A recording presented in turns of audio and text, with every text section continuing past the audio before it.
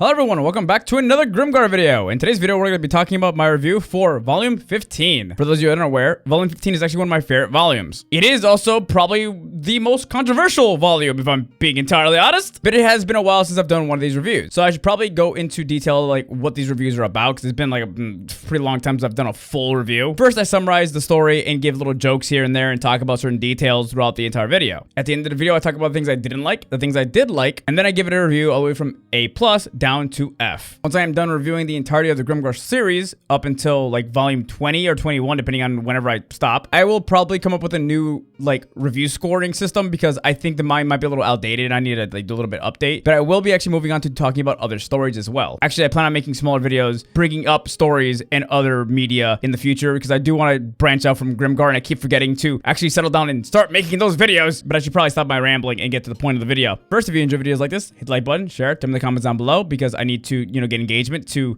make YouTube like me and actually make money off these videos and actually hopefully be able to pay rent. Yeah, it's been that kind of month. And let's begin. Grimgar Fantasy & Ash, Volume 15, A Fleeting New Game Plus. The beginning of the volume actually starts with Hadahiro waking up in a dark area. Hadahiro realizes that he only knows his name, and surrounding him are a bunch of other people. A very tall man, a shy woman, another woman that is very pretty, a young woman with a cat that smells of autism, a woman that seems to look younger than she actually is, a pretty but petite girl, and two less than good-looking men.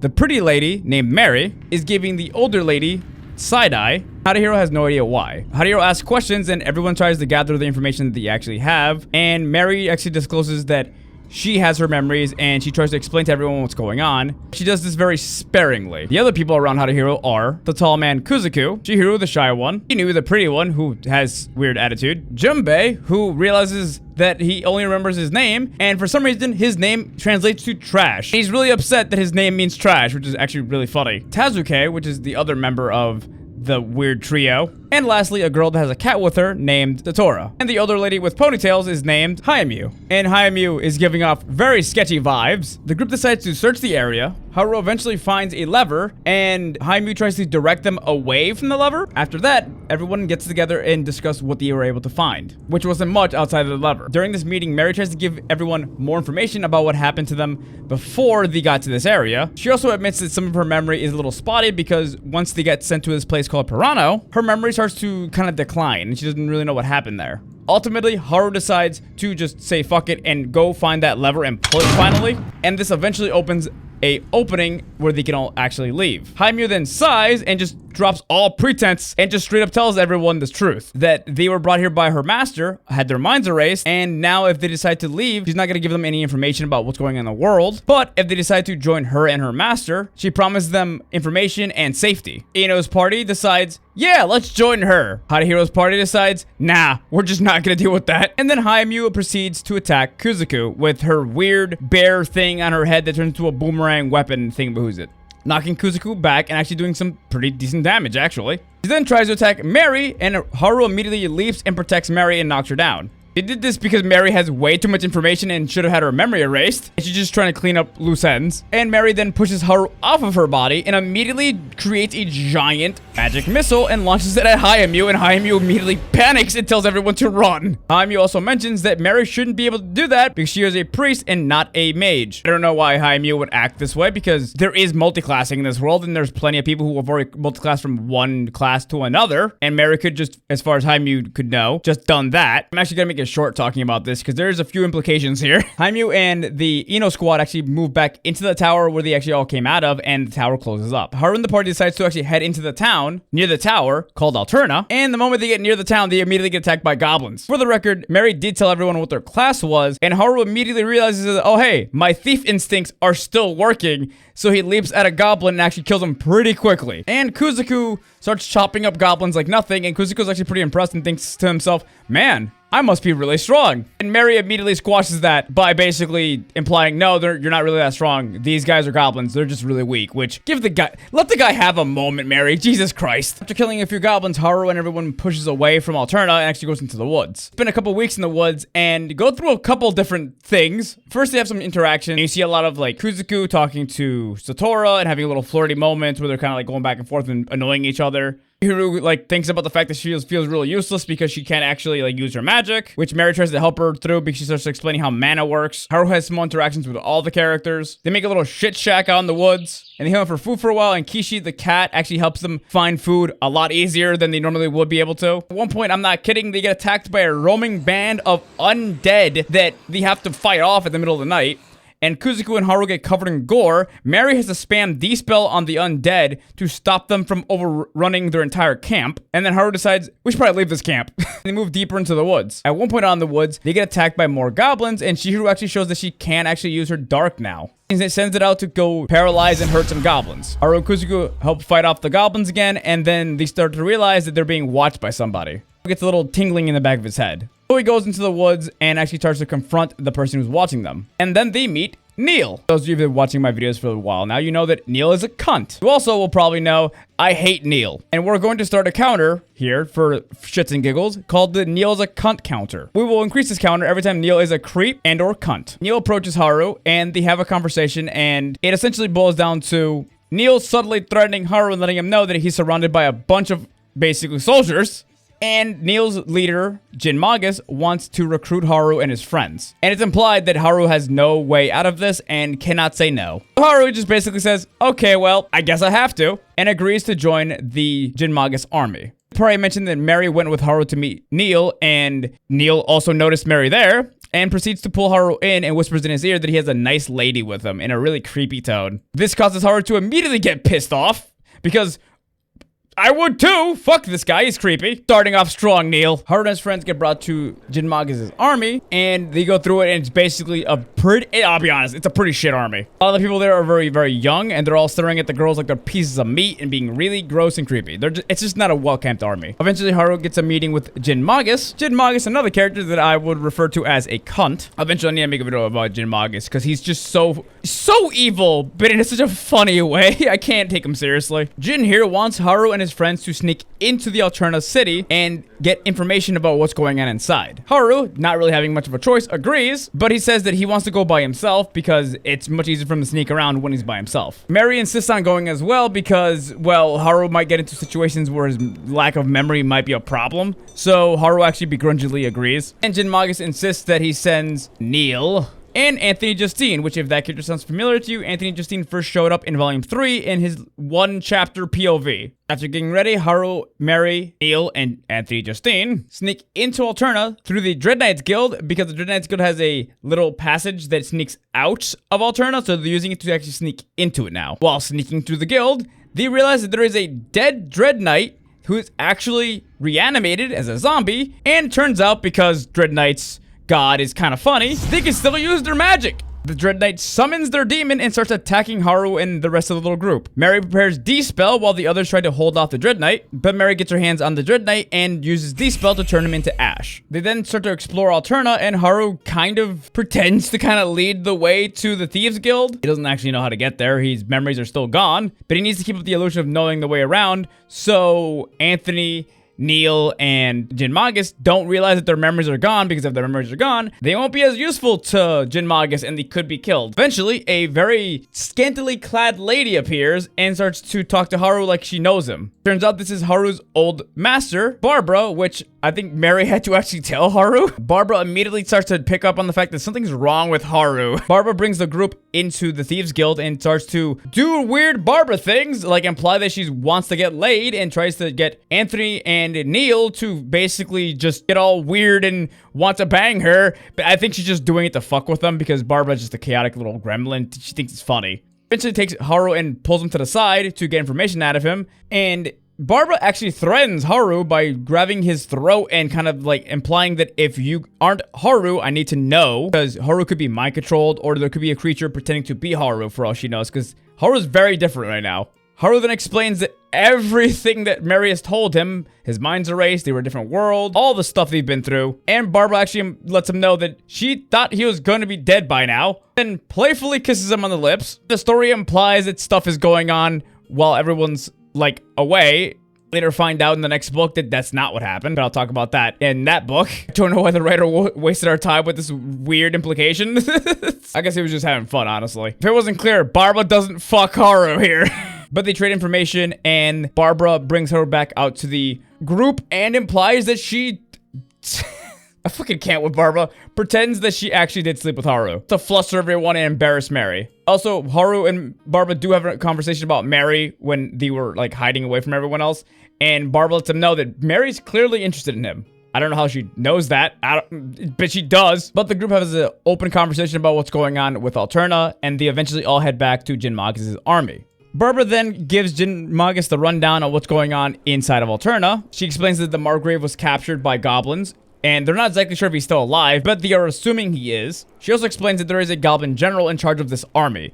It's not the Goblin King, but he's just someone in charge of this specific army in the city. Jinmagus then demands that Barbara make them a map of the city so they can have a better understanding of the layout. Jinmagus' plan is to actually have 3 different groups attack the city at once. He then walks out to his entire army and proceeds to demand that he needs volunteers, fattest air quote possible, to volunteer for a suicide squad. He needs 50 of them, and none of them seem really all that interested in joining in. So to basically get the numbers of the suicide squad up, he decides he's gonna go around and start decapitating soldiers until some of them start agreeing to join the suicide squad. The numbers for the suicide squad slowly start to go up, by the way, because I'm pretty sure other soldiers are starting to realize that either you might die in the suicide squad, or you will die because Jinmagus will kill you, or the other soldiers are gonna threaten you and kill you if you don't join, because they all want to live, so they'll push the weaker ones into the suicide squad. So, that's how that went.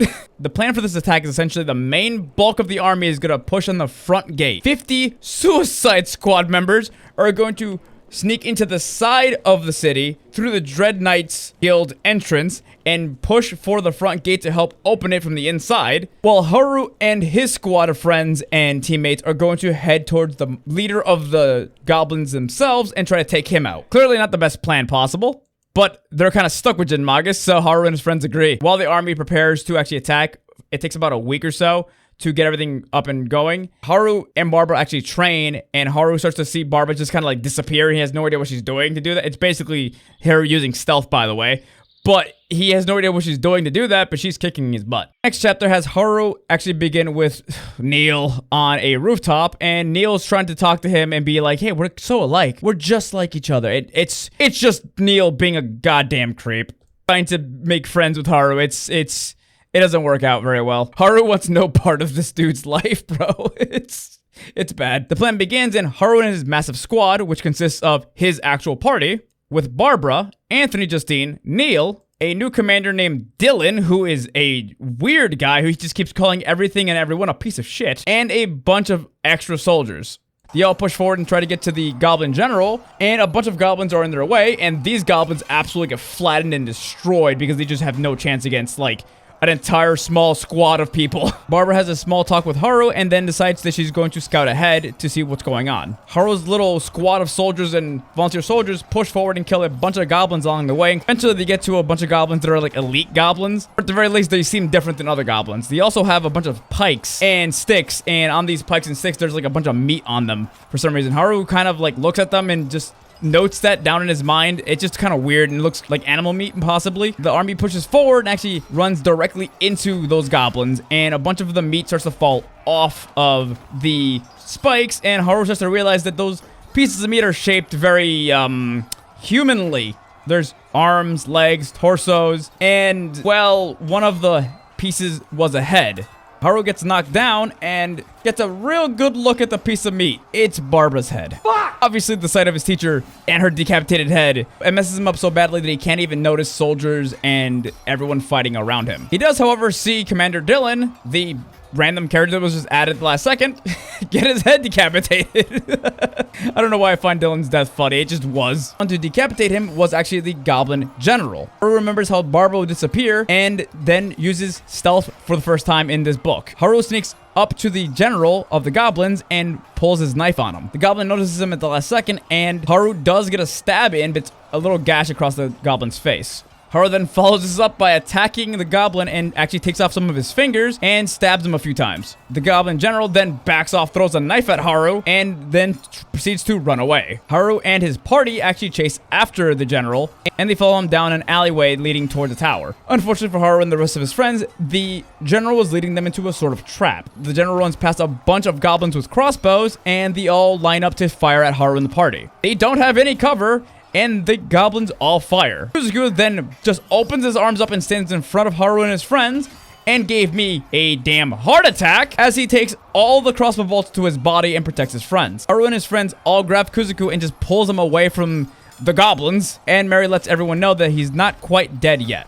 You have to all pull the crossbow bolts out at the same exact time so she can heal him quickly, because if she heals him while the crossbow bolts are in his body, they'll stay inside of his body. So they all have to pull it out immediately and heal him quickly or he'll die. So Satora, Shihiro, Haru, and Kishi all grab onto a bolt or two and proceed to pull them out immediately at the same time. And Mary uses Sacrament to heal Kuzuku. Kuzuku comes up and starts yelling because he's just alive now again. He's happy. The party with Kuzuku at the lead actually push forward to get the attention of the goblins. Haru sneaks around the back. Haru finds the general, jumps down, and stabs the crap out of him. This is my headcanon, but I feel like Haru is really just taking out his anger about Barbara's death on this general because he got the crap stabbed out of him. After the army actually finally takes back Alterna, Jinmagus walks into the tower where Haru and his friends are actually all at, and walks all the way to the very top where the Margrave is actually being kept. For the record, the Margrave is being kept in a cage that is covered in poop and other gross crap. This is butt naked. Jinmagus then stabs the Margrave through the bars with his sword, and then proceeds to talk about the fact that the goblins killed the the Margrave. Yep, that's what happened. Oh my god. Jinmagus then proceeds to talk about how the fact that now that the Margrave is dead, which is so sad, honestly, he is now forced to put himself in charge of the entirety of Alterna, and he is now the Alterna king. Aruna's friends are shocked by this, for the record. The next chapter then switches to a different perspective. Ranta is pushing through a bunch of enemies at Riverside Iron Fortress, but eventually Ranta does get surrounded. Then someone yells, "Stupid Ranta," and proceeds to shoot a bunch of arrows at the goblins and orcs that are surrounding Ranta. Then proceeds to grab Ranta and put him to the side because a bunch of volunteer soldiers are coming into the room, and she doesn't want Ranta to get run over. And Ranta and Yumi are given this nice little moment of them just staring at each other while a bunch of people run by them. And that's the end of the volume. So this is one of my favorite volumes. I know a lot of people don't like the whole memory erasing plot of this volume, and honestly, I've given my opinions on that in the past. I think it was a mixed thing that the writer did. It has its moments of it being pretty interesting, and it has other moments of it just kind of being pointless. But I like this volume specifically because the writer goes back to what he's good at, having the characters just live in the world. Very character-driven, and it has the characters just interacting, surviving on the wild, and dealing with Alterna being fucked. They deal with hordes of zombies because there's just so many people dying everywhere that the zombies are just coming up like crazy, and I think it's really cool. The introduction of Jinmagus and Neil is one of the funny things in this book because they're just so menacingly stupid. I'll get into more of them later on. And the only real problem I have is like this weird subplot that I didn't even bring up in this video. I already made a short about it, but it's some weird thing going on between Mary, Haru, and like Shihiro that is just not really well done. But other than that, it's just kind of, that's the only real problem I have with this book. It's just a weird little subplot they have. Haru's teacher dying was very jarring, I'm not gonna lie. And I struggle to really even believe that she's dead. And like, a lot of people theorize that she's not actually dead. I don't know how she would have faked her death, honestly, but maybe? It just, how did she get caught? She disappears from Haru while she's like directly in front of him, but she got caught by goblins? It's absurd. I don't know. It's one of those things where I'm like, Like, I know people have talked about this in the past too, like in the community. It is one of those just like, why does she die kind of moments. Like, I would like to see the perspective of how she died. I think I've talked about it in the past. I'm not 100% sure. I made a lot of views on Grimgar, so I can't remember all of them anymore. But overall, had a great time with this book. And overall, I think this rating for this book is just flat out an A+. I had a great time. This book also had really good pacing. I didn't really have time struggling to get through it. Like, I've had problems with like some of the other books where I'm like, all right, this is just going on for a little too long. But in this one, it was going on pretty well, and then you got from point A to point B in a reasonable amount of time. And the action near the end was actually pretty good. If you guys got this far in the video, I appreciate it. Thank you all for watching, and I'll see you guys in the next video. Have a great day, everyone. Bye-bye. Thank you to my donators and my Twitch subs. Thank you to RJS Problems. Thank you to Noble Apple. Thank you to Nabrillo Games. Thank you to Wisteria Hysteria. Thank you to Toko Bell. Thank you to Lanes_Phyla. Thank you to Demonic_Wicked. Thank you to Josiah's93. Thank you to XXS Kesu Niku XXX. Thank you to Van Hoovenstein. And thank you to Average Gamer _. Thank you all for the subscriptions and donations over my Twitch. If you want to get your name shouted out at the end of my videos, donate here on YouTube with the thanks feature or subscribe to my Twitch.